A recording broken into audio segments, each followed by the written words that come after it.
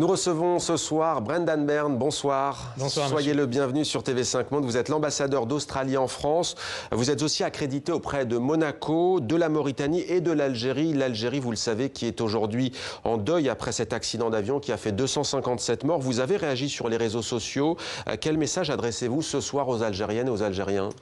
C'était avec tristesse que j'ai appris la nouvelle terrible de cette catastrophe aérienne qui a touché des vies de nos amis en Algérie. Je voudrais présenter mes condoléances aux familles touchées par cette tragédie horrible. Et je tiens également à me rendre en Algérie pour rencontrer des représentants des familles touchées par cet accident terrible. Voilà donc pour ce message à l'Algérie. On vient de parler de la Syrie, monsieur l'ambassadeur. La ministre australienne des Affaires étrangères, Julie Bishop, s'est exprimée hier sur cette question. Elle a déclaré que l'Australie soutiendrait des éventuels bombardements américains contre des sites du régime de Bachar al-Assad, après cette attaque présumée sur des civils à la route orientale. Très franchement, à quoi ça servirait des nouveaux bombardements? On n'ajouterait pas la guerre à la guerre encore? Tout d'abord, il faut noter que le gouvernement australien a fortement condamné l'attentat à l'arme chimique en Syrie. Le bilan terrible, à ma connaissance, 70 morts, des centaines blessés. C'était un attentat contre le droit international. Et à cela s'ajoute le fait que ce n'est pas la première fois qu'on a assisté à un tel événement. Et en ce qui concerne votre question, comme l'a dit ma ministre des Affaires étrangères, c'est pas au gouvernement australien de parler des organisations militaires aux États-Unis, mais étant donné les enjeux, si ce pays-là organise les mesures militaires en réponse aux attentats des armes chimiques, l'Australie voudrait soutenir des mesures qui sont à la fois mesurées, justes et proportionnées. Alors, on célèbre, monsieur l'ambassadeur, le centenaire de l'amitié entre la France et l'Australie. On est en 2018 et, rappelons-le, entre 1916 et 1918, plus de 290 000 de vos compatriotes, des Australiens, ont servi à la fois en France et en Belgique. C'était la Première Guerre mondiale. 47 000 sont morts, plus même, et plus de 130 000 ont été blessés. Que reste-t-il aujourd'hui de cette sombre page de l'histoire dans votre pays? Est-ce que c'est quelque chose qui est enseigné dans le livre d'histoire, notamment des plus jeunes? On ne peut que constater que la relation franco-australienne bat son plein. Cela reflète le fait que nous sommes des membres pays de G20. Nous partageons des valeurs communes comme la démocratie. Nous sommes des pays ouverts au monde.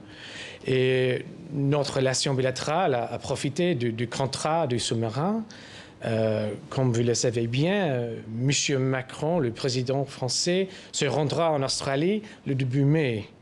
Et également, comme vous l'avez constaté, 2018, c'est une année spéciale dans l'histoire de notre pays.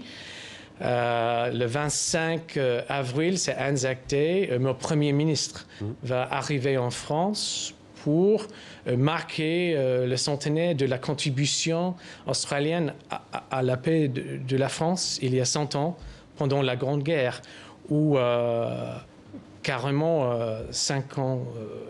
47 000 soldats australiens sont tombés. Ouais. C'est un bilan terrible pour un pays si jeune à cette époque-là, un pays fort de 5 millions d'habitants seulement.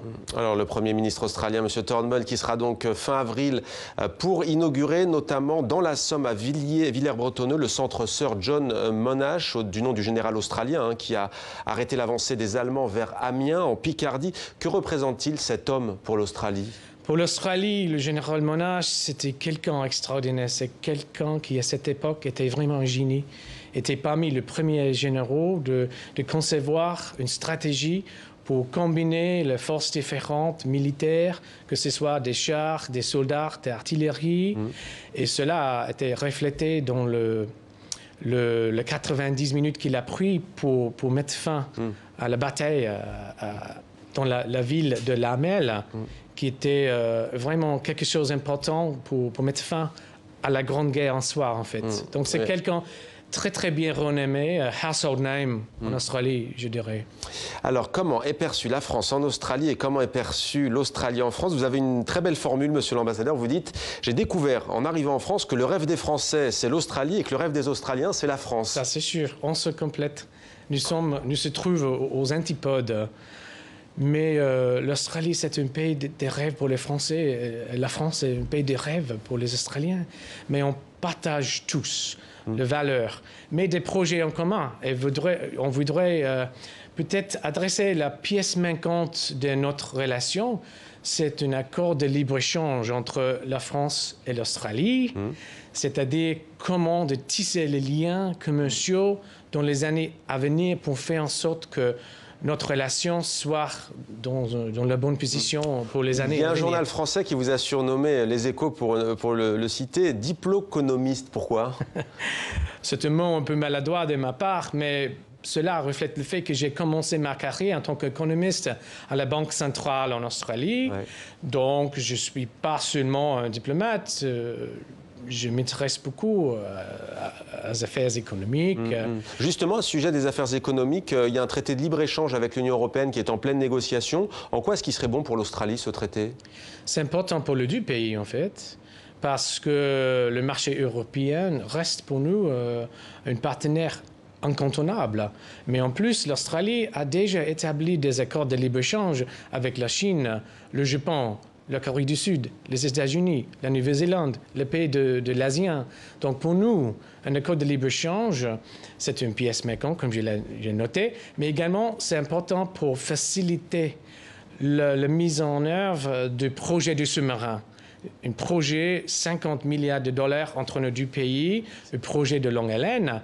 Chaque aspect d'un accord de libre-échange, sans aucun doute, faciliterait des aspects de ce projet très important entre nos deux pays. Alors l'Australie est une monarchie parlementaire, membre de ce qu'on appelle le Commonwealth. La francophonie, que représente-t-elle pour vous, monsieur l'ambassadeur? La francophonie, pour moi, c'est très important. Je tiens au cœur le fait que je parle français. C'est une langue que j'adore, c'est la langue de ma maison. Je parle à ma famille en français.